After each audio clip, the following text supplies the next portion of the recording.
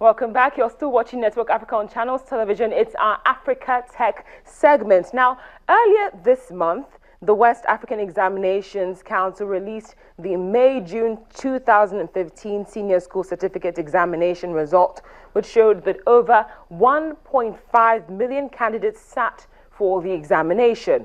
But it's quite disturbing to know that only 38.68 of that number obtained credits in 5 subjects and above, even though there is little improvement compared to the results which we saw in the previous year. It's not significant enough. Now, improving education has been a big issue, and there are several challenges surrounding it. But today we'll narrow it down specifically to technology and how it can be used to improve teaching and learning. Well, joining me is Mr. Olarinwaju Ogunkunle. He is the founder and CEO of RevoCube Technologies Limited. RevoCube is the SchoolCube.net service provider, which has the most robust school information management system web portal in Nigeria. He joins me in studio right now. Olarinwaju, thank you very much for your time on Africa Tech in Network Africa. Now, let's just do a backtrack in history now. How exactly has technology helped in improving education? Yeah, technology has really played a very big role in the improvement of education in Nigeria. But the challenge is the way we use the technology has pros and cons.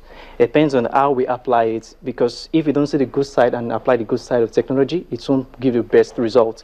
Now, technology, from what you said, I heard you mention the results and WAEC. Yes. Now, these are things that have been degrading over the years that were not tracked. But if technology was applied properly, we could have been collecting these records, because these students don't just fail suddenly. There would be there's a trend. If they had been tracked right from the first day at school in GSS 1, GSS 2, you know when some children are dropping in mathematics, when they're dropping in English, you know when to react. But unfortunately, we are still taking so much time to embrace technology. We are still seen as something in the distant future. But if we really employ and apply technology, we can really get there. Because we respond when we see the results. But if we've been tracking these changes, we would have caution to find a way around it. Now, based on what you said, the word I've heard you mention is tracking. Yes. So that's basically where we got it wrong. Yes.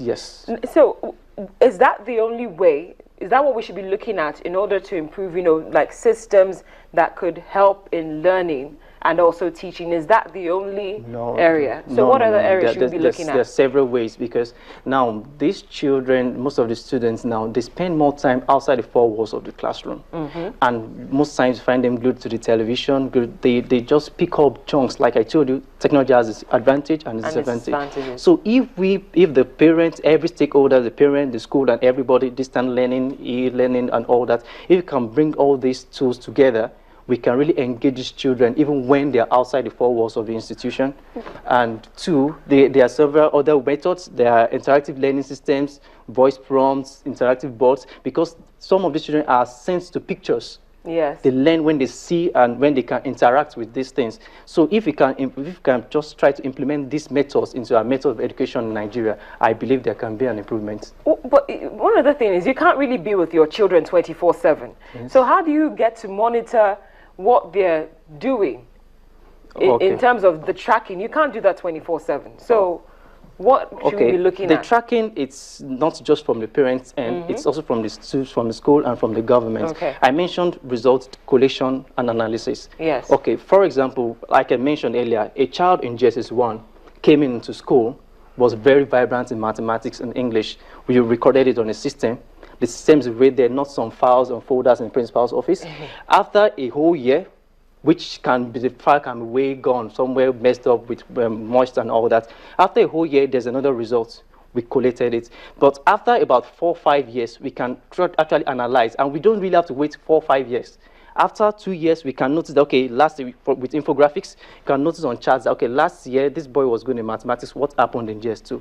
What happened? So we can quickly try to push in some other questions and nipping it in the bud. Yes, and stitching just start saving nine. I really get that now. Improve things.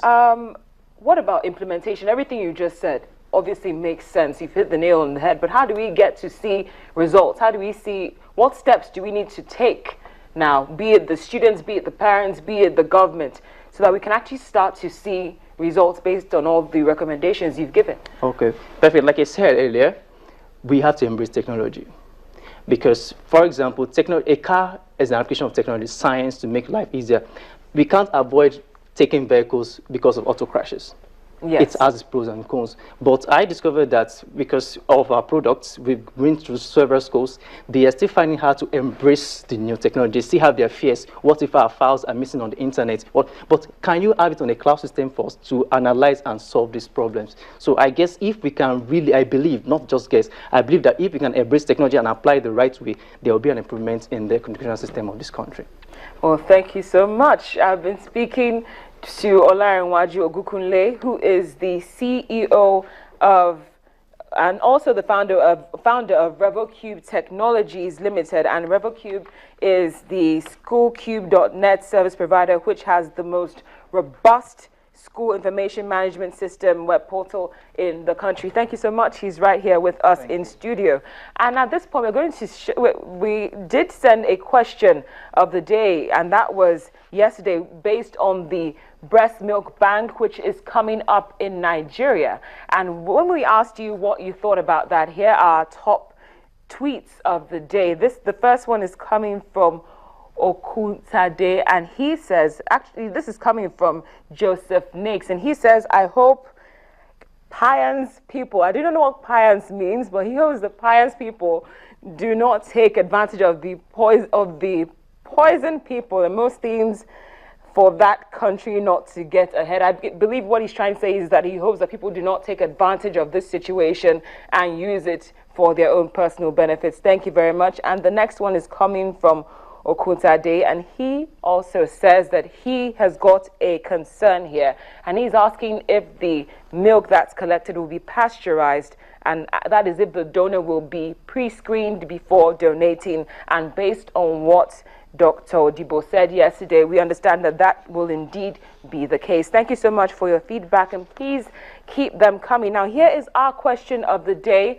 We're asking you, based on what's happening in Burundi, would you advise the Burundians who fled the country in the crisis to return now that the president is asking them to come back after he's been sworn in for the third time? That's the question. Feel free to send us your feedback either via email or Twitter. The address and handle are right there on your screen. As always, it's been a pleasure. Thank you so much for watching Network Africa right here on Channels Television. I'm Cynthia Are.